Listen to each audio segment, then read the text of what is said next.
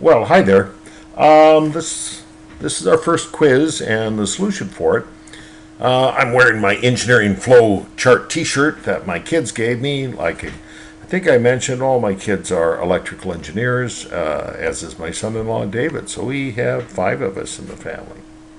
Anyway, we're going to take a look at the first quiz and we're going to see how to work it. It's fairly simple and straightforward in this case because we're just starting out. Things may get a little more difficult, but right now it's fairly simple. So let's just first take a look. I've got the quiz on my machine over here, so let's look down at our first question. All the problems are worth 2 points. In this case, I've got an A and a B, so each section's worth 1. But the whole thing is graded as an entity. That means when you look at a problem here, you're going to get a 0 for both parts, or you're going to get a 1. Maybe you got one part right, one part wrong. Maybe you got both parts pretty close, or you're going to get a 2. And that's what those are the only scores we're going to give. Also, when you are done with your answer, 2 digits only. So if you're over 0.5, you round up. If you're under, you round down. 2 digits only for a solution. Rounding, well, we'll try not to dock you for rounding, but that's what we're going to do. So let's take a look at this. Here's the first one. Given data, what is the quick ratio and what is the inventory turns? Well, if you remember the quick ratio, we're talking about how many assets we can quickly employ to pay off our liabilities. So as a result, the quick ratio is in fact the quick assets, that is the things we can sell immediately, which are basically all the things on our balance sheet less the inventory, because the inventory may take us a month, 2 months, 3 months. So it's all our quick assets minus the inventory, and then of course we have to divide by the liabilities. That would be our quick ratio. I'll calculate that in a minute. Inventory turns. What are the inventory turns? Well, the inventory turns is a measure of how often we're actually selling off our inventory. And so when we do the inventory turns, what we want to do is we want to divide our sales by the average inventory. We take the average because the sales is happening over the course of the year. When we start with low inventory and we'll wind up with higher, so we take the average for the year.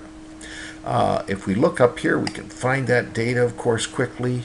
Let's take a look up here. Current assets right here. Here are our current assets, and here's the inventory we have to subtract from it. And so there's our current assets. Our liabilities, well, here are our current liabilities. So it's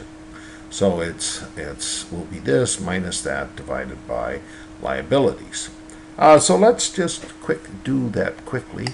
What I'm going to do is I'm going to write it out here. I'm going to get my sheet. Of course, I've done this beforehand before I turned this on, mainly because I don't want to sit and punch in a calculator.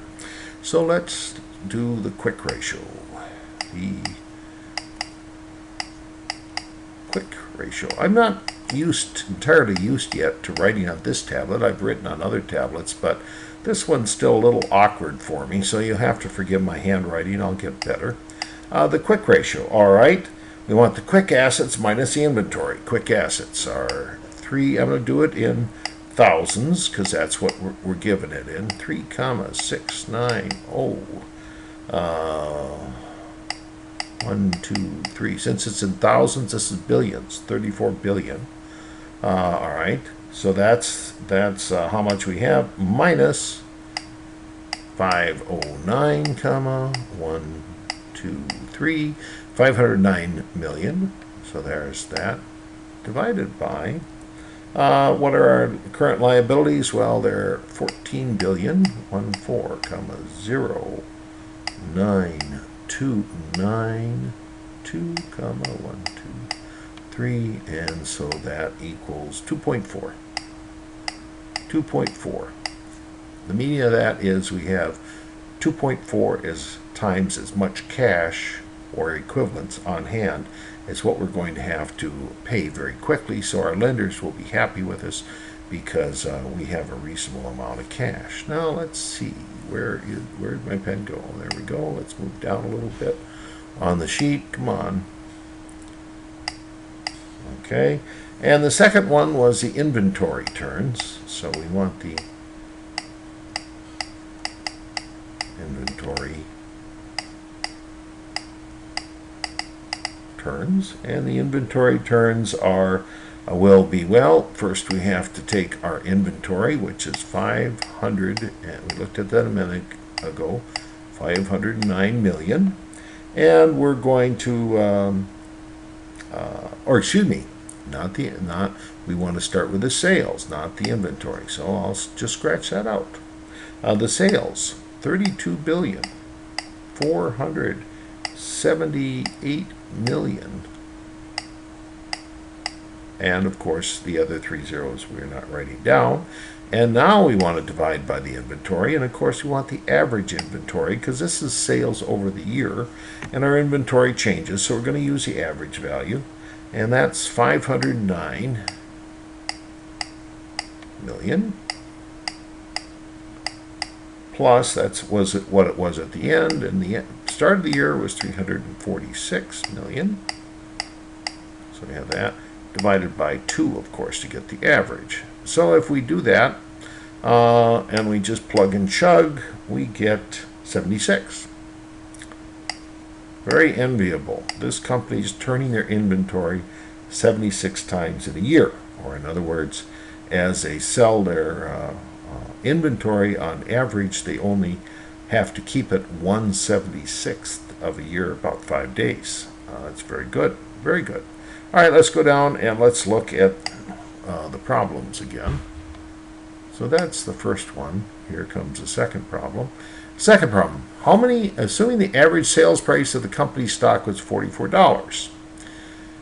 You need to know the average price because it maybe was sold at one time at $20, and one time at $60, and one time at $25 or $53, and so since stock has sold at different numbers over different periods of time, we really need to know the average. Once we know the average, to find the number of shares of stock, we just have to look at the shareholders' equity. Remember, shareholders' equity is paid in through the sales of stock or retained earnings. The retained earnings are listed separately, so we can find the number of shares simply by knowing the average sales price and dividing the equity accordingly. Once we know that, we can then go to the net income and find the income per share. And quite often that's what an investor wants to know, is the income per share, because he'll reflect that in what he will be able to pay, what he is willing to pay. Remember, the price that it was sold at is a historical number. The current price is more controlled by what people are feeling, how the economy is doing, and how the company is doing. So let's see if we can calculate that quickly. All right, I need first of all to find how much equity was in the company. So I'll go up here and I'll take a look. Balance sheet. Let's look around here and let's see. Preferred stock. Oh, he doesn't have it here. It's probably up a little higher in this presentation. Here we go. Shareholders' equity. Common stock, he even tells us. $7,177,000,000 is the common stock. Notice, by the way, he sold stock there because equity went up. He sold stock again there, so equity went up again. Anyway, that's the number we need for this first part. So let's go do that. Let's go number of shares. Number of shares equals, well, what's the number of shares? We have to go back to the shareholder equity, which was $7,177,000,000. Was it even? Yes. And the average price, $44. So this company has 163 and some other number of shares. Oops, we don't have these other zeros. 100. Yeah, I do. I have 3 more zeros. three more zeros, million shares. Now we're only using 2 digits, so I want to write that as 160 million. And I should have been doing that all along. By the way, it's usually good to circle or box your solution because things get real messy. And so I would advise you do that. So let's go back up and let's just make, we only have 2 digits here. And let's just box that in because that makes it easier for everyone to find the number. You notice I'm a messy writer, always have been. I only had 2 digits here, which is right, and let's just circle, highlight that so someone can find that.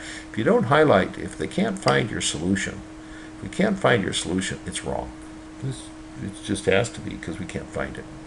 All right, number of shares, and then the net income. Well, I have to go back and I have to find what the net income this company made, and that's recorded in the balance sheet statement and income statement, and let's see where we have it.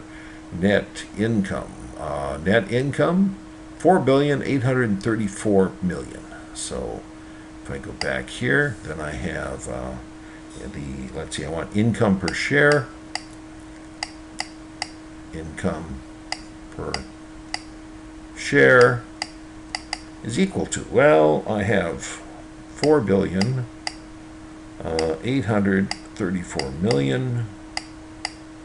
3, that's what I've got, divided by, well, see, when I do the division, I probably should use this number. So I'm going to use 163 million. And that tells me that the income per share is going to be, well, let's see, 29, I get 29.65, that's dollars. But again, I'm using 2 digits, so that's the same as 30 bucks. So income per share is $30. That's what we have. So we found that. Let's go back then and see, well, what else do we have to find? How many days of sales are outstanding, and what's the net profit margin? Days of sales outstanding. Well, what we're worried about is I sell it to you on average, how long does it take you to pay me? That's really what the meaning of days of sales outstanding. I can find that by my receivables, what you owe me, and I just have to divide that by the average sales I make every day, and that tells me how many days. Net profit margin is simply the net income divided by the gross revenue. And I like to keep track of that because that's a competitive measure of how well I'm doing overall and lets my stock know some information. So let's just go up and take a quick look and see what we can find here. Let's see, we wanted, I have to think a minute because I often get a little confused. We wanted receivables. So let's find our receivables, net receivables. And we have to have days of sales. So here's a receivable up here. That tells us how much money we're owed. And here we have our revenue. So we take our revenue and divide it by the number of days. By the way, some companies want to talk about working days, and some companies talk about calendar days. In a year, there are 260 working days, 5 days a week, 52 weeks a year. Many companies will work 7 days a week, however, and so for them it's 365 days. If no one tells you anything, days are 365. If they may put a little star, for example, somewhere and tell you that they're using working days, 260. Of course, it makes a big difference.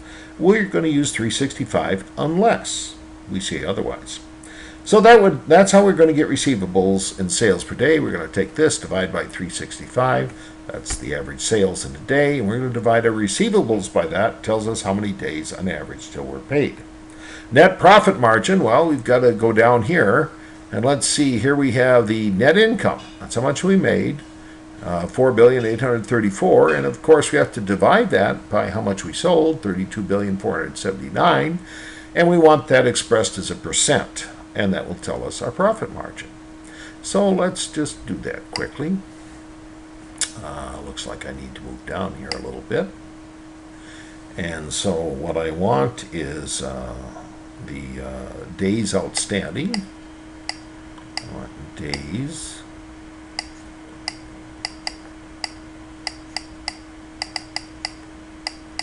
outstanding. And that's going to equal, well, at receivables, which was 6,151,000,000, divided by sales per day, which was 32 billion, 479 million, divided by 365. So that turns out to be 69. And since that's a nice round number, 69. We're slow at collections. You usually would like that to be, less 30 days, 1 month. This is a little over 2 months. 45 days is not bad. That's a month and a half. These people are paid very slowly. I don't know what business they're in, but they're not doing well on collections. And if I were looking at that, I would suggest one way to improve their income and their cash flow is to work on this 69 and get it down. Well, what's net profit margin? Net profit margin. The net profit margin. Well, what's a net profit margin? Well, that's equal to our net profit, which was 34 million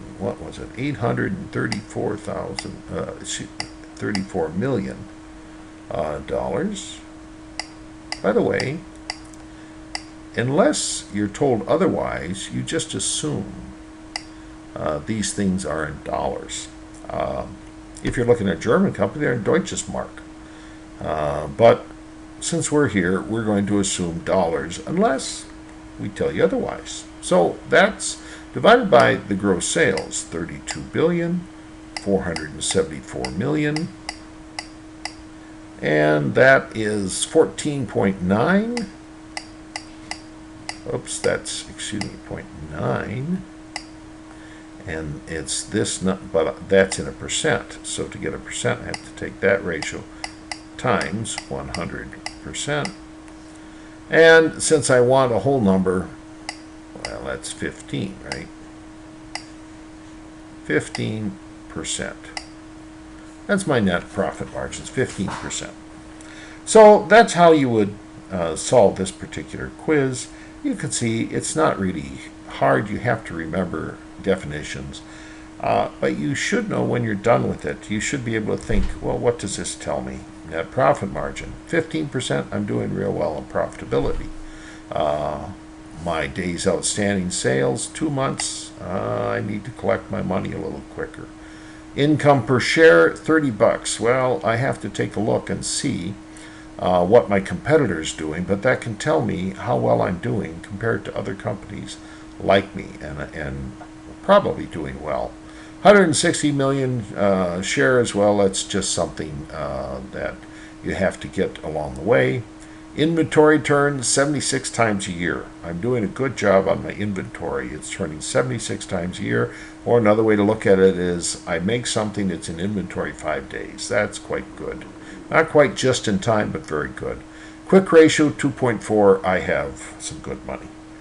Well, I will post this, of course, on the web. In fact, I've already posted it. That's why you're seeing it.